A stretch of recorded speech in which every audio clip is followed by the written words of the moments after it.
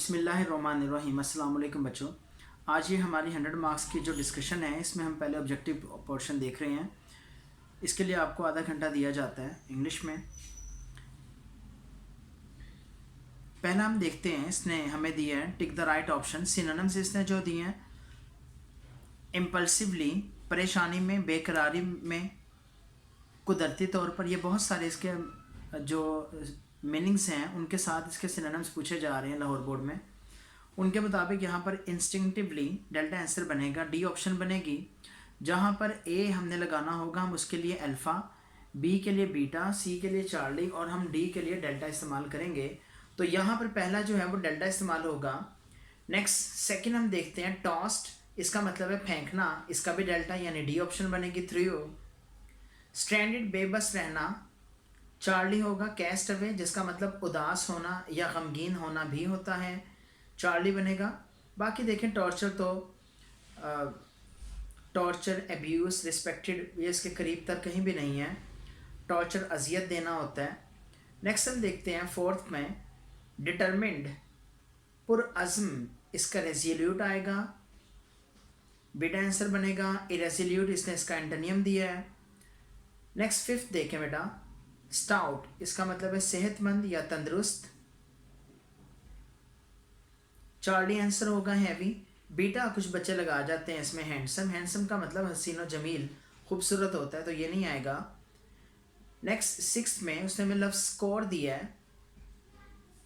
एक स्कोर में 20 साल का अरसा होता है, तो इसका बीटा आंसर बनेगा 20। सेवेंथ देखें इरेक्ट, यहाँ इसका मतलब है सीधा, अपराइट, अल्फा आंसर बनेगा।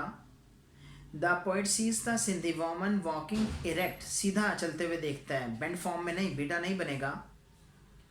तो सेवेंथ का हमने अल्फा आंसर किया है।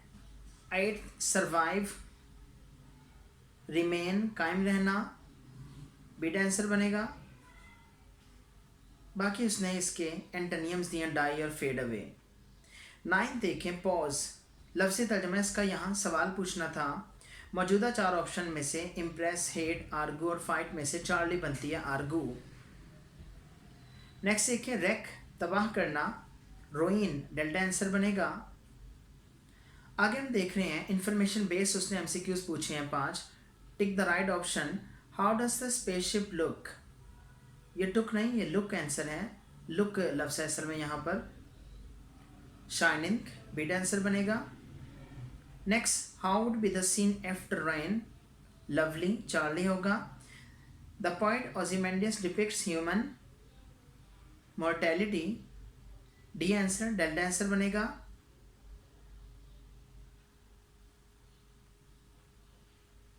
उसमें तो यही पैगाम देते हैं ना हमें पोएम में कि हर चीज़ फ़ानी है, सब चीज़ों ने कभी ना कभी फ़ना हो ही जाना है। तो यही बात उसने यहाँ पर की है हमारे सामने। अब यही इन्फॉर्मेशन उसने शेयर की है हमसे जी। नेक्स्ट देखिएगा, सेकंड पॉइंट देखें बेटा, fourth. How did Harry feel when he landed on the Mars, tense, परेशान था वो। थर्ड चैप्टर से पूछा ना बेटा उसने, डार्क देवर golden eyed. Who was Mister Manana, harnessman, size था, बीटा आंसर बनेगा। नेक्स्ट देखें बेटा, टिक द राइट ऑप्शन, इसका फर्स्ट पॉइंट देखें, यानी वैसे अगर हम ओवरऑल देखें तो 16 पॉइंट बनता है ये, और करेक्शन में ये फर्स्ट पॉइंट बनता है। We dash dinner when our father came home, तो ये पैस परफेक्ट का है, जिसमें एक क्लॉज को आप पैस परफेक्ट में, दूसरे को पैस सिंपल में करते हैं, तो डेल्टा बनेगा we had started dinner, D बनेगा। नेक्स्ट वर्क हार्ड, लेस्ट, ये टेस्ट लफ्ज़ नहीं है, लेस्ट है, इसका मतलब है कहीं ऐसा ना हो जाए। इसमें नोट पहले से मौजूद होता है, पहले से छुपा होता है, इसके बाद नोट नहीं आ सकता। Work hard lest you should fail, असूल ये है कि जब भी आप लेस लेकर आएंगे तो आगे फ़िक्रे में शुड लाजमी होना चाहिए। एक होते हैं कंजंक्शंस और एक होते हैं करेलेटिव कंजंक्शन। ये करेलेटिव कंजंक्शन में आ रहा है। करेलेटिव कंजंक्शन क्या होते हैं, नॉट ओनली के साथ आपको बट ऑल्सो लगाना है, ऑल्दो के साथ येट लगाना है, लेस के साथ हमेशा शुड आता है। तो अल्फा आंसर बनेगा, सख्त मेहनत करें, कहीं ऐसा ना हो कि आप नाकाम हो जाएं। Next when the bell rang he dash a bath, 18th का अल्फा आंसर बनेगा जब घंटी बजी तो वो गुस्ल कर रहा था। हमने एक बात की थी, दो तरह की बातें, कि past tense is always followed by past tense. ये उस बुनियाद पर हमने सही किया। अगर आप उस बात को इग्नोर कर भी दें, वो आपको नहीं भी समझ आती, जो आसान बात थी, तो तर्जुमे करें, फ़िक्रे सीधे हो जाएंगे।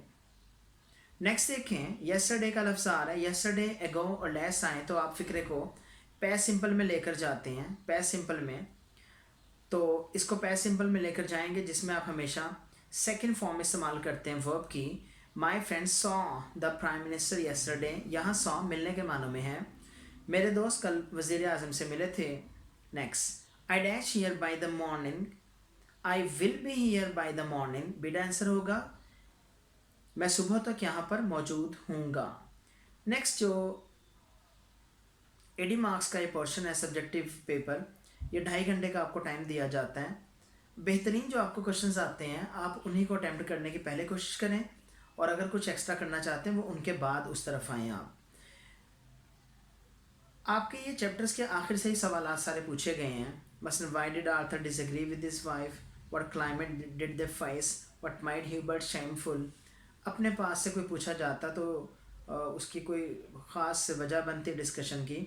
हाँ, बस ये नसीहत याद रखें, टेंस जो भी सवाल होता है, अगर वो आपको अपने पास से भी सवाल पूछता है या ये पूछ रहा है जो टेक्सुअल क्वेश्चंस हैं आपके सामने यहाँ पर, वो सवाल कहीं से भी पूछे, आपने जिस टेंस में सवाल पूछा जा रहा है उसमें जवाब देना है। छोटी छोटी बच्चा गलतियाँ करता है, टेंस वो वाला नहीं रखता है, नाम कैपिटल्स में नहीं लिखता, नाम से पहले दा लगा देता है, तो इनसे इज्तनाब करें। और वैसे भी जो चैप्टर्स के आखिर वाले क्वेश्चंस हैं उनको घर से आप अच्छा तैयार करके जाएं। लाहौर बोर्ड की तारीख़ में जो मैक्सिमम रहा है, जैसे इसमें 9 में से आपने 6 क्वेश्चंस करने हैं, अगर वो कभी पूछता भी अपने पास से तो मैक्सिमम 3 उसने पूछे हैं। बड़ा रेयर हुआ है कि वो 3 से ज़्यादा उसने अपने पास से पूछे हों। आपको थोड़ा सा एज ये मिल जाता है साइंसेस वालों को कि यही पेपर आर्ट्स और कॉमर्स का भी चलना होता है, जिस वजह से वो आपके साथ लीनियंट रहते हैं, तो आपको भी इसमें फ़ायदा मिलता है क्योंकि वो तो उनको भी मद्देनज़र रख कर पेपर बनाते हैं। तो 6 क्वेश्चन इसमें से निकल आते हैं। इसी तरह से प्ले की हिस्ट्री आप उठाकर देखें तो एवरेज ये 15 साल के 30 पेपर्स में से मैक्सिमम हर साल उसने सिर्फ एक सवाल अपने पास से पूछा, और यहाँ आपने 8 में से 5 क्वेश्चन करना थे। इसी तरह से पोइट्री जो है, पोइट्री पोर्शन थोड़ा सा डिफरेंट आ जाता है इस लिहाज से कि पोइम्स के आखिर में सवालात कम हैं मौजूद, और जो अपने पास से पूछने की रेशो है इसमें थोड़ी सी ज़्यादा है, और वो भी ज़्यादा रहती नहीं है। अब जो लाहौर बोर्ड पिछले सालों में पूछता रहा है मैक्सिमम वही आते हैं। मसलन how can a rain day be enjoyed, ये टेक्स्ट के आखिर का है। व्हाट इज़ ईस्टर, ईस्टर क्या है। What did the poet reflect when he saw the Sindhi woman. ये सारे टेक्सचुअल या लाहौर बोर्ड के जो पुराने पेपर, पिछले पेपर्स में, पास्ट पेपर्स में, अप टू डेट्स में सवालात पूछे गए हैं, उन्हीं में से इसने यहाँ पे पूछा है हमसे। नेक्स्ट हम देखते हैं एप्लीकेशन और लेटर में उसने चॉइस दी है। आपसे कहा गया था कि हमेशा एप्लीकेशन को प्रीफर करें, उसमें 1 नंबर लेटर के निस्बत ज़्यादा आ जाता है। वैसे इसने एप्लीकेशन यहाँ दी है, write an application to the principal of your college requesting him for remission of fine.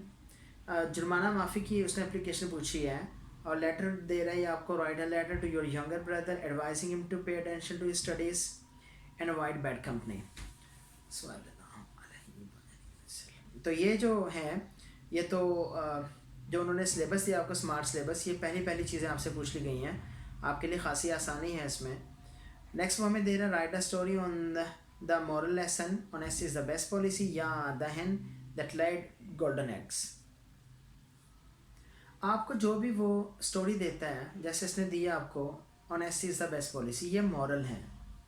आपने इसको हेडिंग बना के नहीं लिख लेना, या आप नीचे मॉरल में लिखेंगे और मॉरल 1 से शायद लिखेंगे तो नंबर कट जाएगा। मॉरल का वो आपको 1 नंबर दे रहा है। इसका आपने टाइटल बनाकर ऊपर लिखना है। जैसे इसका टाइटल जो हमें मिलता है, the old man with his ex, the old man with his ex, तो आपको टाइटल लिखने का भी 1 नंबर मिलता है, आपको मॉरल लिखने का भी 1 नंबर मिलता है। तीसरा, हर एक स्टोरी का अगर आप इंट्रोडक्शन देते हैं, स्टोरी का भी उन्होंने 1 नंबर रखा है। 3 नंबर यहाँ से मिलते हैं। कोटेशंस अगर आप ऐड करना चाहें तो इसमें की जा सकती हैं और अच्छा इंप्रेशन रहता है, लेकिन राइटर नेम आप ज़रूर लिखें। 2 से 3 तक कोटेशंस अच्छी रहती हैं एक मॉरल स्टोरी में। Next, explain the following lines with reference to the context. ये छठी पॉइंट सिंधी वॉमन से पूछा गया है और आज सिंधी वॉमन है। पुराने एडिशंस में सिंधी वीमेन मिलता है प्लूरल में, तो वो नहीं लिखें, आज सिंधी वॉमन। अगर याद रखें आपने सिर्फ पोइम का नाम गलत लिख दिया, सिर्फ पोइम का नाम, पोएट नेम आपने ठीक लिखा है, आपका कॉन्टेक्स्ट ठीक है, आपकी एक्सप्लेनेशन अप टू मार्क है, पूरे सवाल के ऊपर वो क्रॉस लगाता है, कोई नंबर मिलता ही नहीं है आपको। इसलिए इसका ध्यान रखें कि आपने जो पोइम नेम है वो बड़ा क्लियर उसे देना है। और बहुत बेहतर है कि अगर आप दूसरों से थोड़ा हटकर भी लिखें कि दीज लाइन्स की बजाय वर्सेस का लफ्ज़ इस्तेमाल करें। These verses have been taken from the poem a Sindhi woman, compose by, written ना लिखें, कंपोज बाय जैन स्टाइलवर्दी। आगे कॉन्टेक्स्ट 3 लाइनों से ज़्यादा का ना लिखें। और जो एक्सप्लेनेशन है, अगर आप ऑथेंटिक एक्सप्लेनेशन लिख रहे हैं 70 से 80 लफ्ज़ बड़े होते हैं इसमें। हाँ, जो आप कोटेशन शामिल करेंगे वो भी शामिल होंगे, इसमें भी कोटेशन शामिल कर सकते हैं, 2 तक शामिल कर लें एक्सप्लेनेशन में, और इनके राइटर नेम्स भी उसमें शामिल होंगे। नीचे उसने हमें पंक्चुएशन दिया जो चैप्टर के आखिर से उसने पूछी है। 5वां chapter piece of string Guy de Maupassant का है। यहाँ से नुड़ी कोमास आपने शुरू करने हैं। शुरू में आई भी कैपिटल्स में आ जाएगा कि कैरेक्टर के अल्फाज नुड़ी कोमास में लिखते हैं आप। I was seen with the pocket book, अंदाज सवालिया, सवालिया निशान लगाएं। फिर हु का W बड़ा कर लें, कैपिटल्स में लिखें। Who saw me, sign of interrogation लगाएं, इनवर्टेड कॉमास क्लोज करें। अब राइट उसने जो किताब वाले ने अगली लाइनों को अलहदा से टाइप नहीं किया, जो कि उसको अलहदा अगली लाइन में टाइप करना चाहिए था, लेकिन कोई बात नहीं, आप फिर एक लेटर की स्पेस छोड़ दें यहाँ से, और फिर से अब दूसरे कैरेक्टर के अल्फाज के लिए आप दोबारा नए इनवर्टेड कॉमा शुरू करें मिस्र से, जो आपने पहले तो क्लोज किए हु सॉ मी के बाद। फिर अब यहाँ से दोबारा शुरू करें मिस्र मनाना से। मिस्र का एम बड़ा आ जाएगा, मनाना का एम बड़ा आएगा। मिस्र मनाना द हार्नेस मैन, कॉमा, हल्का सा पॉज आ रहा है। मनाना के बाद भी आपने कॉमा लगाना है, हार्नेस मैन के बाद भी आपने कॉमा लगाना है। वजूहात क्या हैं? जब आप कोई किसी चीज़, किसी भी शख्सियत के बारे में या किसी भी चीज़ के बारे में कोई इन्फॉर्मेशन देते हैं, वो आपने कॉमास में लिखनी है। मसलन Quaide Azam, comma, the great leader, comma, was the founder of Pakistan.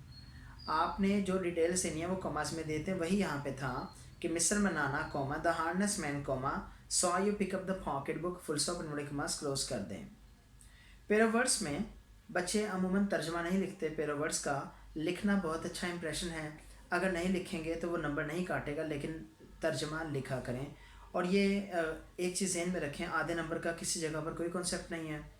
अगर आप लोगों ने वो लिखा है इसका पेरोवर्ड्स में, एक सेंटेंस आपका दुरुस्त है, दूसरे में आपकी मिस्टेक है, वो बेशक छोटी मोटी गलती हैं, अगर आपका वो फ़िक्रा वो गलती उसे नज़र आ रही है तो पूरा पैरा आपका गलत है। फिर आप ये नहीं कह सकते मेरा एक फ़िक्रा दुरुस्त था, आपका पूरा नंबर कटेगा। नेक्स्ट हम ये ट्रांसलेशन, लास्ट क्वेश्चन हम देख रहे हैं सब्जेक्टिव का। देखिएगा जी, translate the following passage into Urdu. ये बुक 1 शॉर्ट स्टोरी से उसने पूछा है। अच्छा, अभी पंक्चुएशन पीछे गुजरी है, उसके बारे में एक चीज़ याद रखें, वो सिर्फ बुक 1 से पूछता है और कहीं से नहीं पूछता, ठीक है। और ये इसी तरह से ट्रांसलेशन सिर्फ बुक 1 से पूछी जाती है। While she was stacking dishes, जबकि वो बर्तनों का ढेर लगा रही थी। शी टर्न एब्रप्टली, वो अचानक मुड़ी, अपने हाथों को खुश्क किया। And took the package from the bottom cabinet, और नीचे वाली अलमारी से पलंदा लिया। ओपनिंग इट, इसे खोलते हुए, she set the button unit on the table, उसने बटन वाला आला मेज़ पर रख दिया। She stared at it for a long time before taking the key from its envelope and removing the glass dome. उसने रिवर्स उठाएं, एंड से उठाएं, उसने गुंबद नुमा शीशे को हटाने और लिफाफे में से चाबी निकालने से पहले काफ़ी देर तक इसे घूरा। कैसे? उसने गुंबद नुमा शीशे को हटाने और लिफाफे में से चाबी निकालने से पहले काफ़ी देर तक इसे घूरा। ठीक है बेटा जी, हमने हमेशा एक नसीहत की है बच्चों को कि जितने मार्क्स वाला पेपर होता है आप उतना टाइम भी दें, जितने मार्क्स वाला क्वेश्चन है उतना टाइम भी दें। अगर 15 नंबर की ट्रांसलेशन है तो उस पर 15 नंबर वाला टाइम लगा कर आएँ, उसको अफरा तफरी में ना करके आएँ, बड़ा साफ़ सुथरा करें आप पेपर को, इसी तरह से पंक्चुएशन, वो तो सवा सवा 1.5 लाइन देता है, लेकिन उसमें वो नफासत बारीक बीनी के नंबर होते हैं सारे, आपको पता है। वो अगर आप उस बारीक बीनी से ना करें तो वो चीज़ें गलत हो जाती हैं।